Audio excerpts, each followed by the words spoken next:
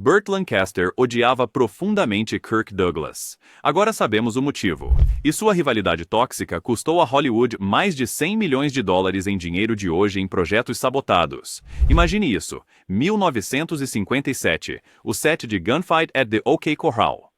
A câmera para de filmar. O diretor John Sturges grita, corta! De repente, Burt Lancaster agarra Kirk Douglas pelo figurino e o empurra contra a parede. Seu corpo de 1,91 m se impõe sobre Douglas. A equipe congela. Pausa. Diga mais uma palavra sobre minha atuação. Lancaster teria sibilado. E eles vão precisar de um novo Wyatt Earp e um novo Doc Holliday. A segurança os separou, mas algo havia se quebrado entre as duas estrelas mais rentáveis de Hollywood que nunca seria reparado.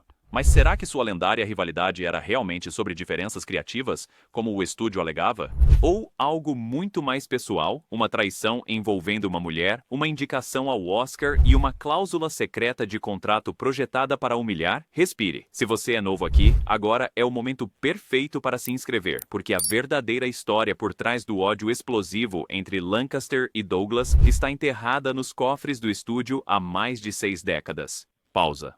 Até agora. Bocejo. Para entender por que Burt Lancaster passou a desprezar completamente Kirk Douglas, precisamos levantar o véu sobre um dos homens mais complexos, problemáticos e incrivelmente talentosos de Hollywood. Burton Stephen Lancaster surgiu em existência em 2 de novembro de 1913 em East Harlem, Nova York. Nascido de um trabalhador dos Correios e uma dona de casa, o jovem Burt cresceu durão nas ruas de um bairro onde a sobrevivência não era garantida. Seu vigor físico surgiu cedo. Aos 19 anos, ele tinha 1,90 m e 1 de altura, com o físico esculpido que mais tarde o tornaria um ícone do cinema. Pausa. Mas não foi o cinema que primeiro capturou sua ambição. Antes de Hollywood, Lancaster voava pelo ar com a maior facilidade, literalmente.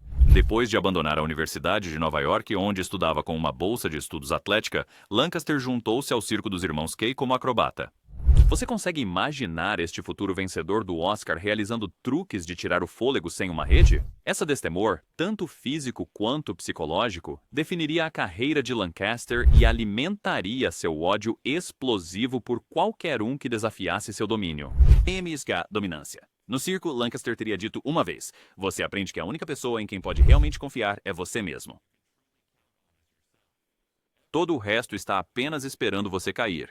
Pausa. Essa desconfiança profundamente enraizada se manifestaria mais tarde em suas reações paranoicas ao estrelato crescente de Kirk Douglas. A Segunda Guerra Mundial interrompeu a carreira circense de Lancaster quando ele se alistou no exército em 1942. Servindo no 5º Exército, ele se apresentou com a Divisão de Serviços Especiais, entretendo tropas em toda a África do Norte e Itália. A guerra mostrou a Lancaster as capacidades mais sombrias da humanidade, experiências que mais tarde informaram sua postura anti-guerra e sua interpretação de homens militares com códigos morais complexos. Mas o caminho de Lancaster para o estrelato foi tudo menos convencional. Sua grande oportunidade surgiu por puro acaso em 1945, quando o produtor da Broadway Hal Wallis avistou Lancaster de 33 anos em um elevador. Impressionado por sua presença poderosa e boa aparência rústica, Wallis imediatamente lhe ofereceu um teste de tela. Respire. Assim, o acrobata que virou soldado se tornou ator. Sua estreia no cinema em Os Assassinos de 1946 foi nada menos que explosiva. Interpretando um ex-boxeador condenado, Lancaster exibiu um magnetismo bruto e animalesco que deixou o público, especialmente as mulheres, agitado. Da noite para o dia, esse completo novato se tornou uma sensação, recebendo 150 mil dólares por filme após apenas 3 produções. Batida. A velocidade de sua ascensão foi sem precedentes, criando uma arrogância que mais tarde colidiria catastroficamente com a ascensão igualmente meteórica de Douglas. Está começando a ver como o palco estava sendo montado para uma das rivalidades mais ferozes de Hollywood? Ambos os homens subindo à fama a partir de origens humildes, ambos ardendo com uma ambição insaciável, ambos relutantes em ser coadjuvantes de alguém. Mas Lancaster não era apenas um rosto bonito com bíceps impressionantes. Em 1948, ele formou sua própria produtora, Hecht Lancaster Productions, tornando-se um dos primeiros atores a assumir o controle de sua carreira fora do sistema de estúdios. Este movimento revolucionário deu a ele um poder sem precedentes para escolher seus papéis, seus diretores e, mais importante, seus co-estrelas. Pausa. Poder que ele mais tarde usaria como uma arma contra Douglas. A filmografia inicial de Lancaster parece uma aula magistral em variedade, do filme noir, Os Assassinos, até Os Piratas do Mar Vermelho, para dramas intensos, a um passo da eternidade. Os críticos ficaram impressionados com sua versatilidade, e o público foi cativado por sua intensidade. Cada atuação de Lancaster parecia como assistir a um tigre enjaulado, belo, poderoso e potencialmente letal. Sua vida pessoal, por sua vez, era igualmente dramática. Casado 3 vezes e com 5 filhos, os envolvimentos românticos de Lancaster tornaram-se lendários em Hollywood. Beat. Seu primeiro casamento com June Ernst durou apenas 3 anos. O segundo, com Norma Anderson, produziu 5 filhos, mas desmoronou sob o peso de seus numerosos casos. Seu último casamento com Susan Martin durou até sua morte, mas não sem turbulências. No início da década de 1950, Lancaster já se havia estabelecido como realeza de Hollywood. Sua produtora estava gerando sucesso após sucesso. Suas performances dramáticas estavam recebendo aclamação da crítica. Seu sorriso distintivo, parte calor, parte aviso, havia se tornado sua marca registrada. Mas havia uma sombra se infiltrando no reino de Lancaster, um rival cuja própria ascensão rápida ameaçava tudo o que Lancaster havia construído. Essa sombra tinha um nome: Kirk Douglas. O que poucas pessoas percebem é que, antes de sua lendária rivalidade explodir, Lancaster e Douglas eram na verdade amigos. Quando Douglas chegou a Hollywood em 1946, Lancaster, já estabelecido, teria oferecido conselhos e até o apresentado a diretores influentes.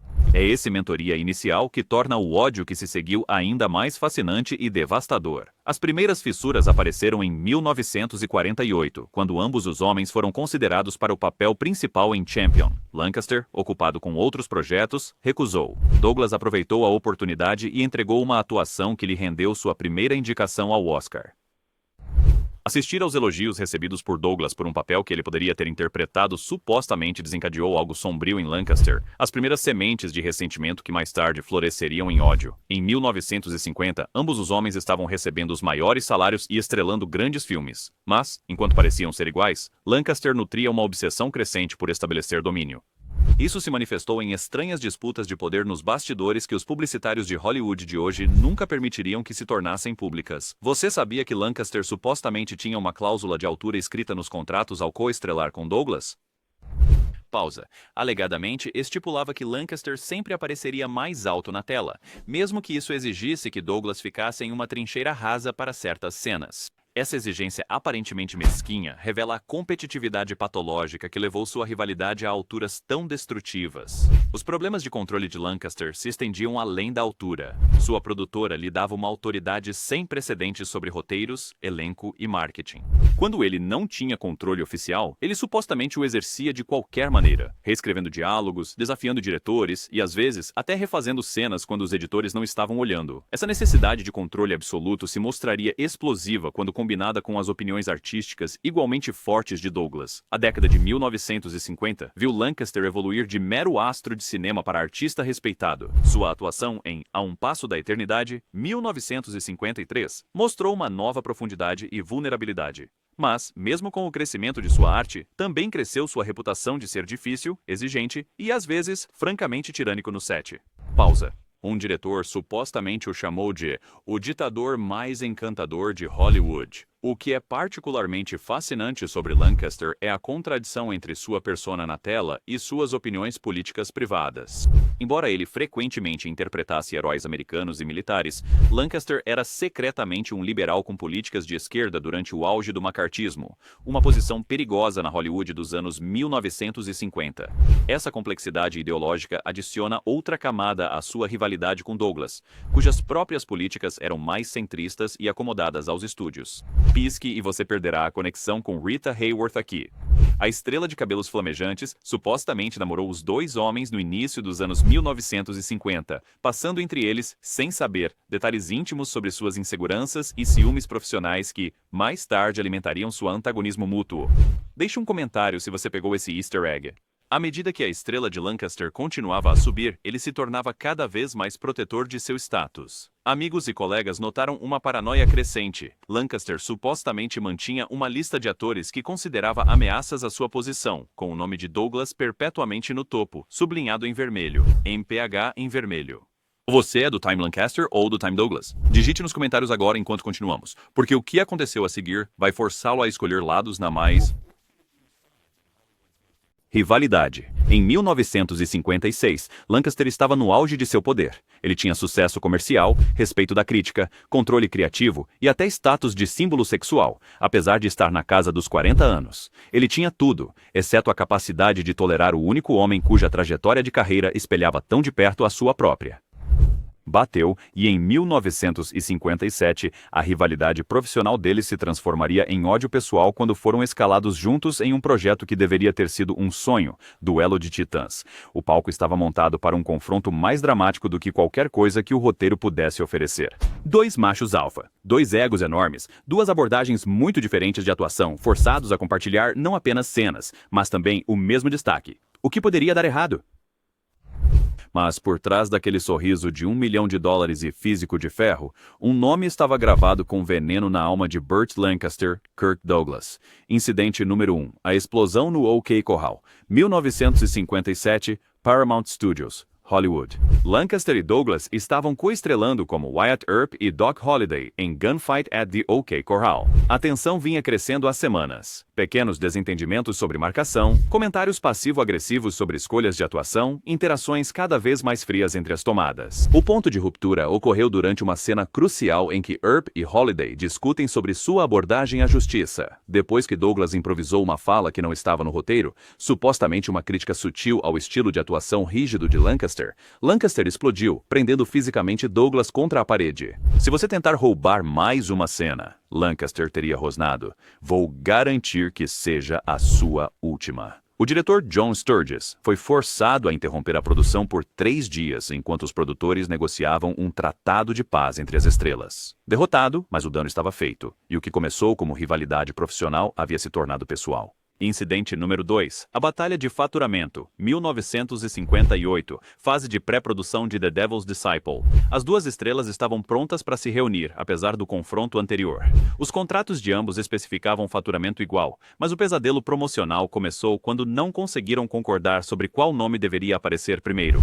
A solução do estúdio foi engenhosa, mas, no final, inflamável. Em metade dos cartazes, o nome de Lancaster apareceria primeiro, lendo da esquerda para a direita.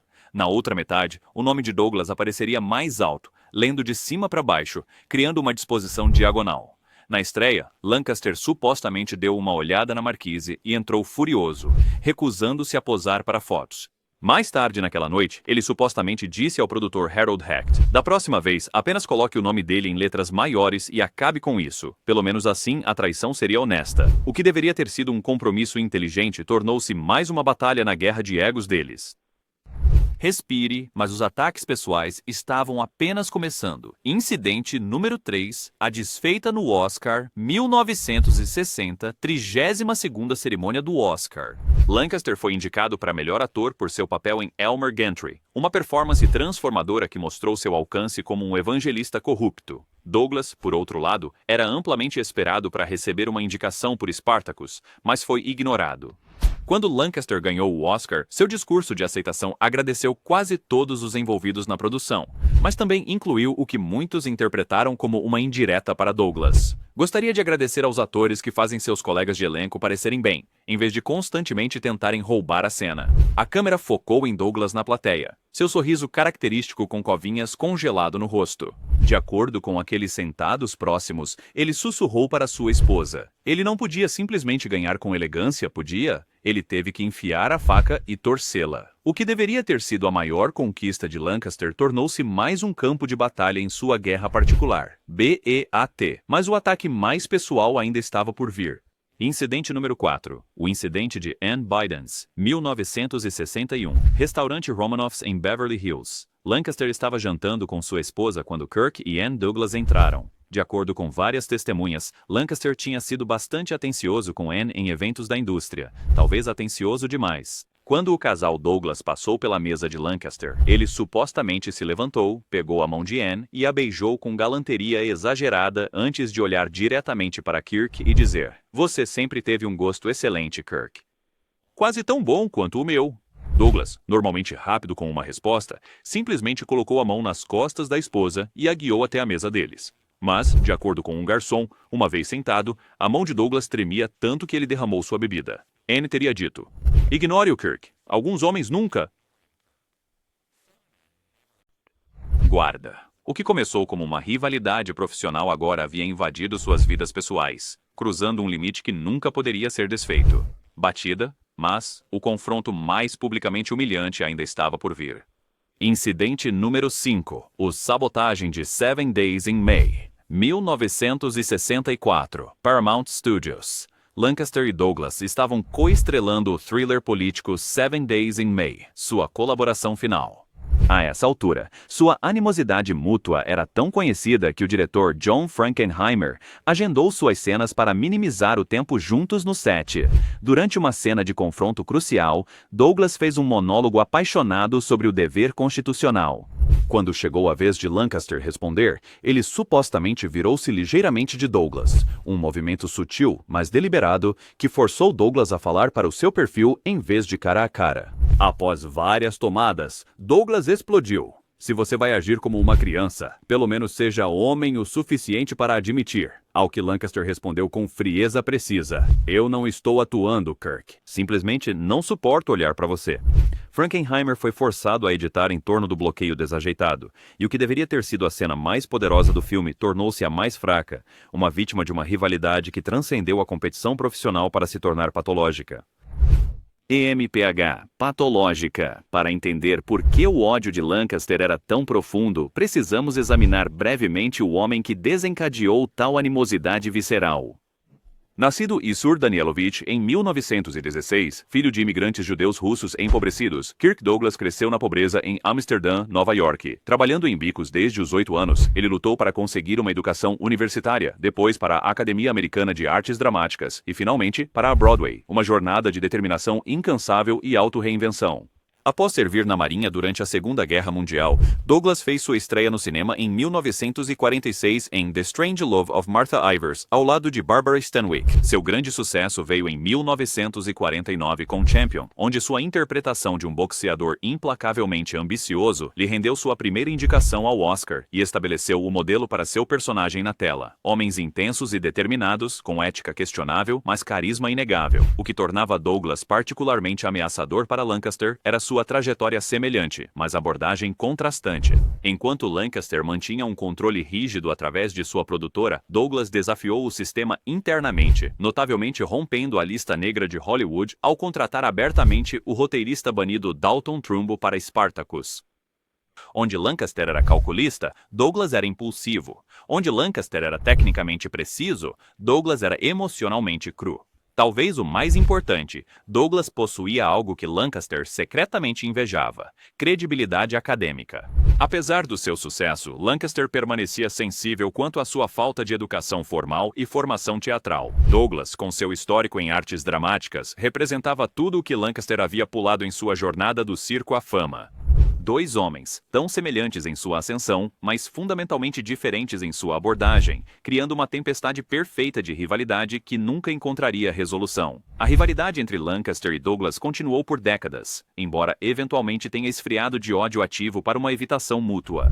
Após 7 dias de maio, em 1964, eles nunca mais trabalharam juntos, apesar de inúmeras oportunidades que teriam juntado as estrelas mais rentáveis de Hollywood. Na década de 1970, ambos os homens haviam evoluído.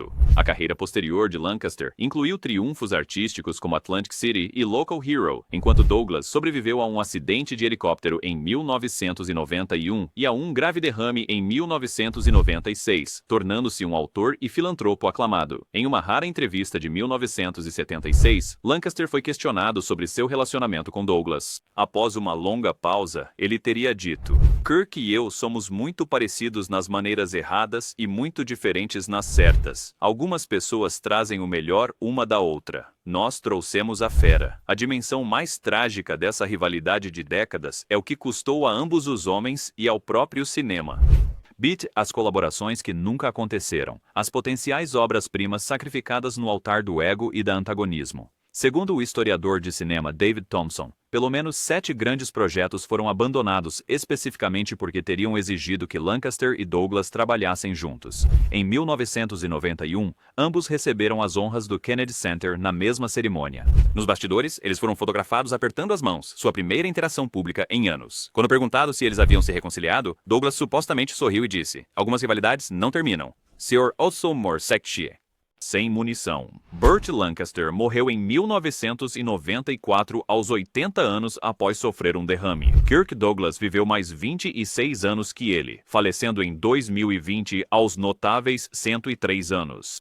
Em sua autobiografia, Douglas escreveu apenas brevemente sobre Lancaster, chamando-o de um homem de talento extraordinário e demônios igualmente extraordinários. Talvez o pós-escrito mais comovente tenha vindo quando Douglas foi perguntado em uma entrevista de 2012 se sentia falta de Lancaster. Após um silêncio pensativo, ele teria dito: "Sinto falta das brigas. Ninguém brigou comigo como Burt, porque ninguém mais se importava tanto." A rivalidade entre Lancaster e Douglas revela algo atemporal sobre a rivalidade masculina, o ciúme profissional e a tênue linha entre competição e ódio. Quem estava certo nesse épico confronto de Hollywood? Lancaster estava justificado em seu ressentimento pelo homem que tão de perto espelhou sua própria ascensão à fama? Ou será que Douglas foi vítima da insegurança de Lancaster e da sua necessidade de controle? Escreva seus pensamentos nos comentários abaixo. Time Lancaster ou Time Douglas, e diga-nos qual dos 7 filmes deles juntos é o seu favorito. Fique atento, nosso próximo vídeo sai amanhã, explorando outro ódio lendário de Hollywood que mudou o cinema para sempre. Clique no botão de inscrever-se para não perder. E lembre-se, alguns detalhes vêm do folclore dos estúdios e permanecem não verificados. Aproveite